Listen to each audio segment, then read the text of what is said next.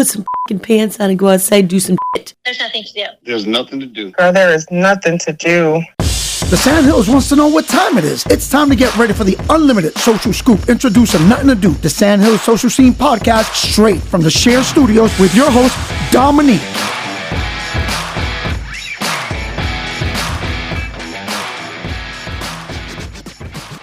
Guys, and welcome back to another episode of Nuthin To Do. And I am Dominique, and before I go on, I must say, yes, I'm pretty quick on the merch, but I'll tell you why I'm quick on the merch. Paco from Yellow Crayon, thank you so much for my shirt. And this episode is going to be pretty cool because we've got, actually, let's just skip that part.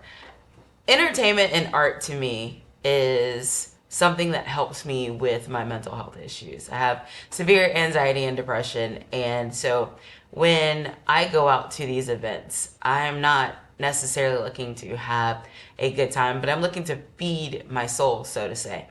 So I do that in various ways, whether it's going to art galleries, creating an art gallery fundraiser, Art Gallery Pope, which is coming up in May, just a plug. But, you know, listening to comedy, getting the laughs out, and sometimes I even go and check out a lot of these networking events or, so to say, awareness events. And so on this episode, I am mixing all of these three because, your girl is going through. I don't know if it's the storms. I don't know if it's just I'm so overwhelmed with work or whatever it is. Now, granted, I love my job. Rock 103 and Cumulus has done a lot of things for me, especially in the last 2 years. But I really want to say thank you and show my appreciation to a lot of the artists of all types in town. And there's just people doing dope things in town. And I hate to hear, again, I want to beat this into you guys' head, there's nothing to do in Fayetteville. Well, there's a lot to do. So we're going to be talking about art, comedy, and awareness. So let's stay tuned. Let's get it rolling. Got a long episode for you guys. Not too long, though. Hey guys, welcome to Nuthin To Do, the podcast where there's me telling you what there is to do around the Sandhills. And today I have one of my favorite artists, and I can get into a whole story about how I fell in love with his work, but let's just talk with him. What's up? Oh, hey, what's going on? So the people can find you at the name ArtLifeDrew, right? Yeah. So tell us something about who is ArtLifeDrew. ArtLifeDrew is just creative. I'm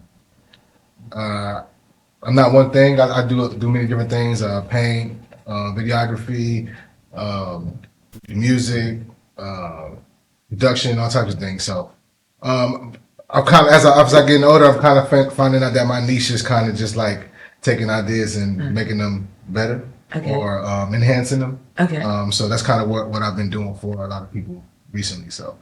And art has been my coping mechanism, so that's how I've been, releasing some of that energy. So when I was thinking about this episode, it's really strange that you said your coping mechanism is because I was thinking about all the things that I like to do around town and how they played a big part in helping me cope through like some mental health. Everyone has mental health things, but it's helped me cope.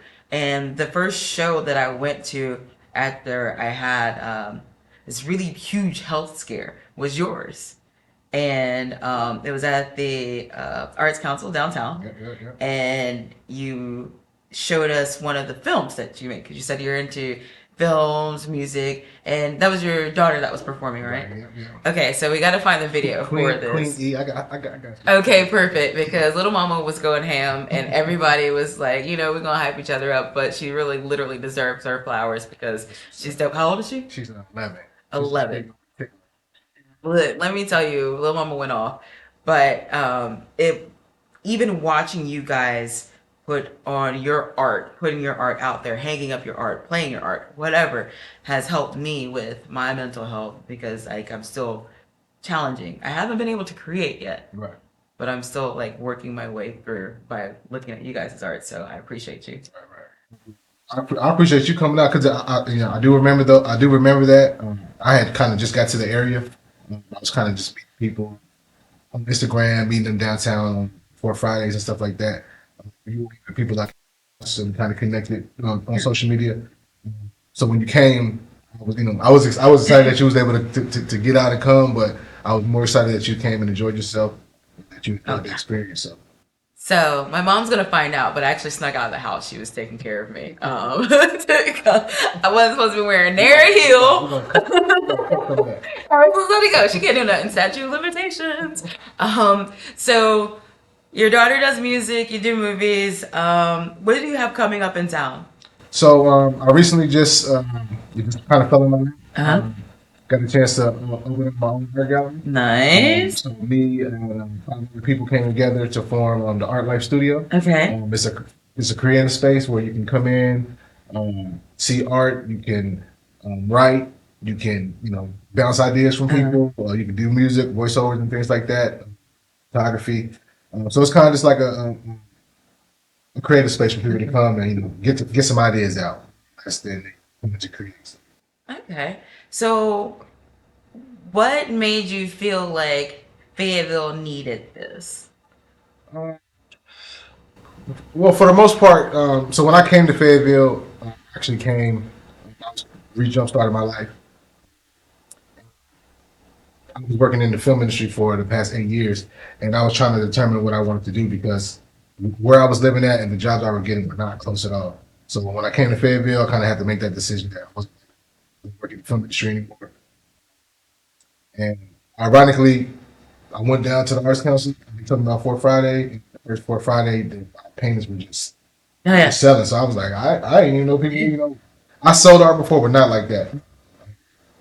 And it's the more I got to talk to people and the more I got to know people in the area, they were telling me what things were missing, what things kind of needed. The crowd that I was getting in tune with was kind of older and into the arts and stuff like that. So I just was just thinking, I could do some art parties or I could do some art shows, and people can come get their grown and sexy on. They can come see some Black art. I've connected with a lot of Black artists since I've been here, so we've just been trying to bring a different vibe, a comfortable space where people can just come and just enjoy art, all types of art, not just painting, but drawing. Jewelry craft, anything you can think of, candle making, all that stuff like that. So okay, so you got this grand opening coming. What day is it? January 20th. So this Saturday at what time? So we have a open house from 12 to 4. That's open to everybody. We have stuff for the kids. We have some food truck there.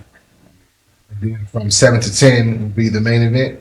So we'll have a big show. Have some artists coming out. I'm featuring 3 artists in this event, Malcolm Chester and Nico Moore. I have Passport Scoop performing, Official Game. Okay, Passport Scoop. I'm still waiting on my shirt. Passport. For the grand opening, just come out and see some dope art, meet some dope people, and it's gonna be a nice vibe. So I will tell you guys that I can concur that there will be dope people, dope vibes, because again, that's how I met this gentleman. Now tell people where they can find you on the socials. Right now I'm on Instagram, ArtLifeDrew, ArtLifeDrew.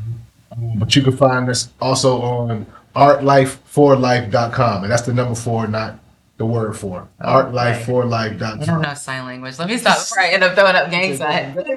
But you guys, he told you where to be. So make sure that you're there, because I don't want to hear anything about there's nothing to do around the Ville. Hey guys, welcome to Nuthin To Do Podcast with your girl Dominique. And back in my heavy clubbing days, we used to have this place called It's, and we would go to It's every Sunday for comedy. It's was our comedy plug back then, and now we have different comedy groups, troops, whatever. Here is one of my favorite comedians in the area, Dennis Vee. How you doing? Hi, welcome to the show. Let me win. You got it? There we go. Awesome. Oh, now we're Finally. Yes. Put my So- foot down. Tell me, what group are you in? Well, number one, we don't like to be called groups. We like to be called cartels. Comedy cartels. Comedy Cartels. Yes, I am with the Locals Cartel. Okay. Yes. That is you and... That is Mitch Fowler, Okay. Brandon Dyer, and myself. They started out a few years back. They brought me in about a year ago. Okay. That's pretty much where, I don't want to say that's where it started, but that's where it kind of became more familiar in the mainstream, because there are a lot of people doing comedy in Fayetteville. You have Aisha, you have H. Brown does a lot of comedy here with L.J. Bowen, his poetry groups. Before that, there was Cedric Maggot Brain. He did comedy with at Patty's. Yeah, a lot of people, a lot of ha-has. But yeah, we are cartels. Comedy cartels. Yeah. Sorry, guys. Don't come jump me or anything. I just made that up. Comedy cartel, it sounds a lot better than troop. I was saying group. Like New Kids on the Block? No. We're more like Group kids? we're more like the Sinaloa cartel or like the Colombian cartels. We mean business. Okay, cool. So, what type of business do you guys do around town? Ha-ha business. We're in the ha-ha business. All right. No. Seriously speaking, Knew this was gonna be. we can't talk about comedy. That is sorry, seriously speaking, I with comedy. But right now we're working a lot with Patty's. They have the church entertainment lounge. There's a show there every week. Every other week we have a comedy couch, which we have this week. Okay. Which is a different format than your normal conventional comedy shows. This is an open mic, and at the end of the open mic, there's an actual feature. But there's a couch on the stage, and we also bring in guests and kind of give them their 5 minutes to talk about what they're passionate about, what they do for the community, their involvements, things like that. And then after that, we just, kind of chuck and jive. Chuck and jive. Chuck and jive. Yeah. Webster would define that as. That's conversing. Oh, okay, cool, perfect. Bring the pistols. Okay, no, we don't do that. So what made you want to get into comedy? So my comedy adventure starts way back in February of 2001. Okay. I lived in New York City. I went to an open mic, had a good time, did well, and things were they were moving a bit faster back then, and I was starting to perform on stage with known names. At that time, Chris Rock was using, I worked at Stand Up New York as well, the comedy club. Chris Rock was using Stand Up New York as his proving grounds for his MTV special. We had Jim Brewer, when he separated from Saturday Night Live, that's the first place he went to perform. Tracy Morgan, he would come often because Saturday Night Live Studios was right down the block. So there was a lot of exposure to different comics, and I was able to open for a lot of them or be a host on some of their shows. Caroline's Comedy Club, which now is no longer, they closed this past year.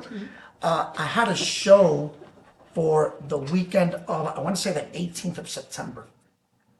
They called me that Thursday, the Thursday before the previous weekend before the show, and I was so excited. That Tuesday was 9/11. I immediately joined the military right after. I thought I was going to do 4 years and go back to tell jokes, but I wound up doing 20 plus. But the itch was always there. It was always there, and I went to an open mic, the Fainting Goat out of Fuquay Arena. Fuquay. What is it? Fuquay. Fuquay. Here we go. Fuquay. Okay, I went to Fuquay Arena. It is. It's Fuquay. Okay. What Did you say Fuquay? Fuquay. Hey, if they put them letters in there, I'm gonna use it. Like knife. Why is there a K in knife and knife? Pneumonia. There's too many letters in pneumonia. So anyway, I went to the Fainting Goat up in Fuquay? yeah, there, and I bombed horribly. No, don't. Did the goats paint? The goats died. They didn't faint. They just died. Didn't die. But Larry is he's the proprietor. He's the owner of the whatever you bougie Fuquay people want to call it. He saw that my material was dated because I used things from way back in 2000. times have changed. We don't use certain terminology or we don't joke about certain things. But he saw that there was potential. So I just went back to writing and continued, and here I am. I'm lucky enough to work with, I've worked with Orlando Jones a few times. I've opened up for him. I did a short film. Ooh. What's it called? American Dreamers. It's with Tish Monet's in it. She also came out in The Color Purple. You have to check it out. It's a good movie. I saw it. We all cried.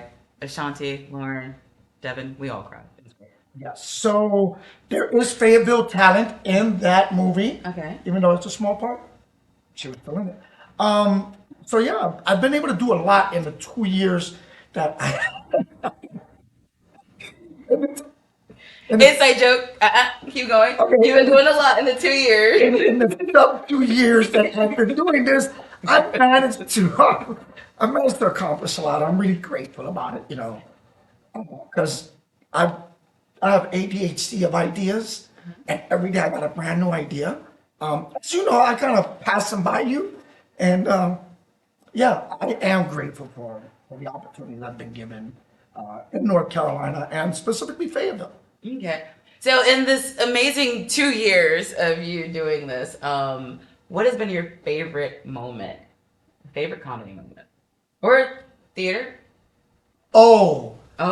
So I was the understudy for in Neil Simon's The Odd Couple at CFRT. I'm also a thespian. Just an understudy. So I was an understudy, and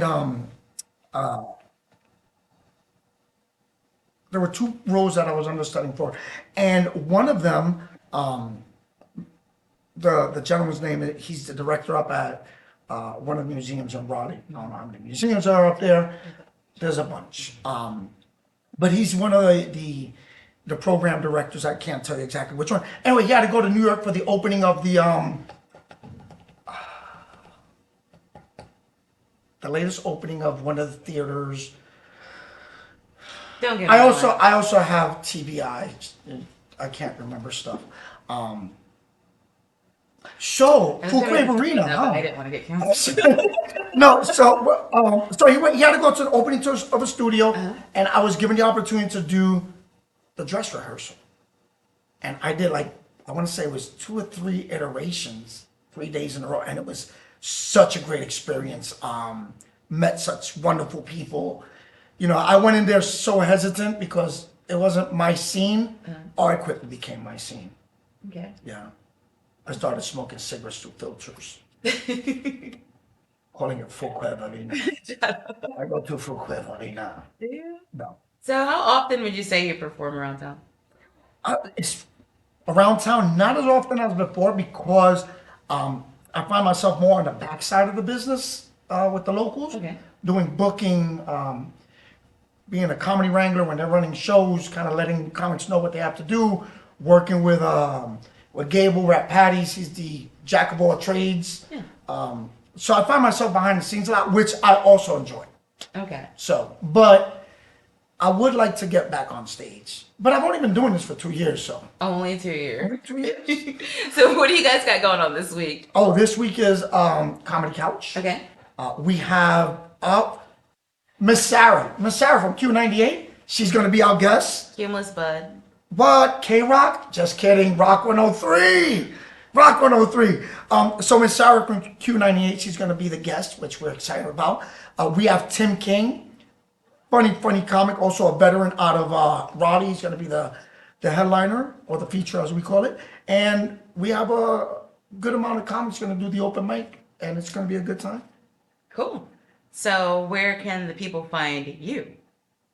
Right now I'm in Share Studios, 3005 Ligma. No, what is it? Schmigma. What? You can find him on Instagram at Dennis Vee Comedy. You can find me on Instagram, bonus_B, that's VEE75, or on Facebook, Dennis V as well. Dennis K-Rock V. Dennis K Rock V. Just been doing this for 2 years. / got a different idea every week. / grateful but I hate it. Full quaver right now. Well, thank you for coming on. I appreciate you being on the show. If you guys are around on Thursday, go see Miss Sarah and the Locals Comedy. Oh, no. There is. I'm not going to take it away. I'm not going to plug someone else's thing. But there's other things to do. And this is a Fayetteville show. I can't be greedy. LJ has his poetry open mic on Thursdays as well. Winter Bloom. Okay. Well, I guess we'll just have to put all the things at the end of the podcast where they belong. Well, if there was a script and I didn't have to, I know this. We're winging it with Nothing to Do podcast. I'll be right back.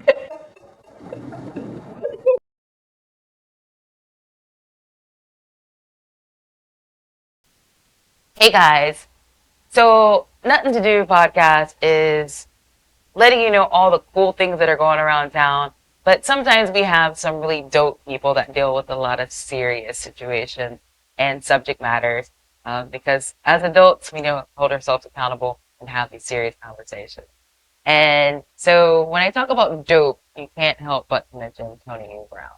Hi, Tony. Welcome to Nothing to Do. What's up? What's up? What's up, people in the world?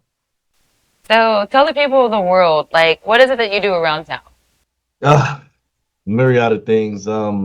Mentor the youth, community development, women's empowerment.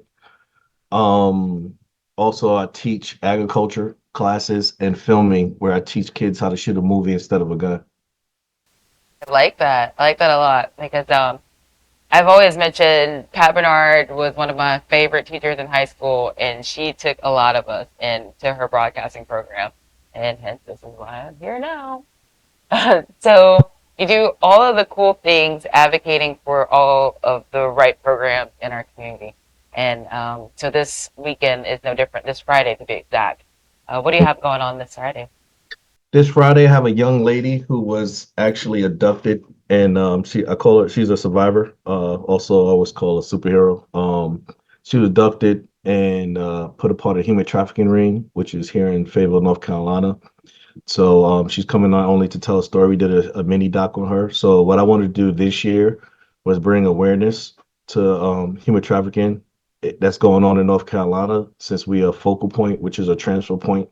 You know, you could get kidnapped here in 45 minutes to an hour. You'd be in a different county or a different state, depending on what part of North Carolina you're at. To bring that story, but most of all, I wanted to teach my youth, the youth that I mentor, especially the young men, how to protect and empower women at an early age, because I see it's too much division going on the internet and stuff like that. So I wanted to get a group of guys together and teach young men how to be a better protector. So when they get older, it comes naturally. So I feel in the tone of your voice that there is a passion about this. What inspired you to shine light on Leslie's story?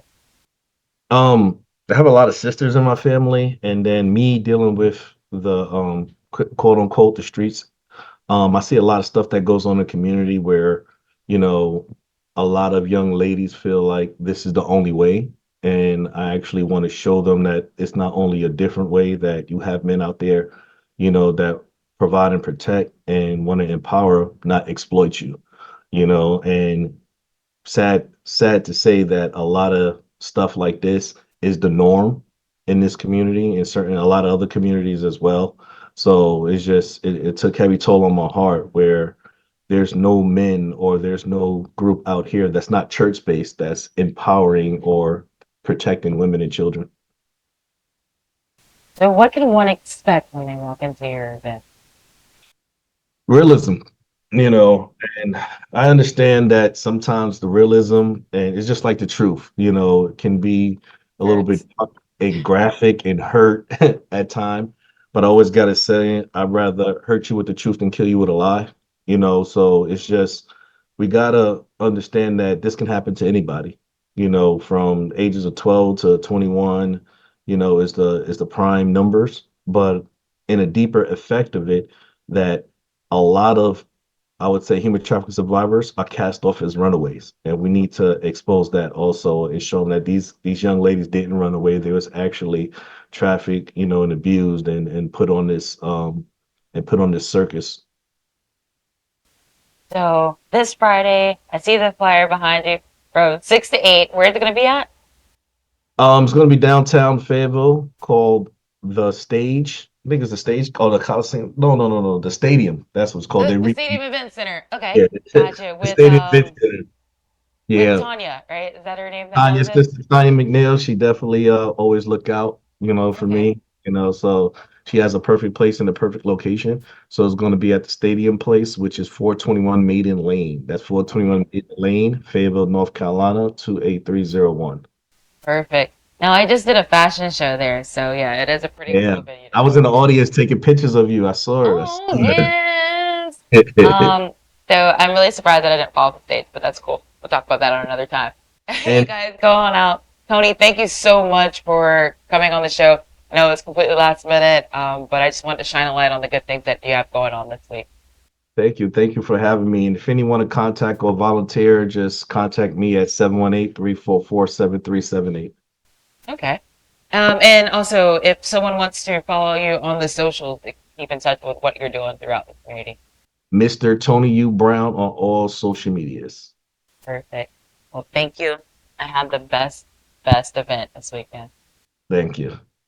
All right, guys, there you have it. Tony U. Brown holding a human trafficking awareness workshop at the Stadium Event Center. So make sure to go out for that. And also, I want to shoot a big thank you to ArtLifeDrew for helping me, especially with his art and helping others have a space to create and deal with our mental health issues, which we all know that we deal with every day. And Dennis Vee, thank you just for just making me laugh, because I guess that's what comedians do. I don't know, the comedian cartel, whatever. Guys, we have episode 4 coming up for you next week, but here's what to do in town. See you soon.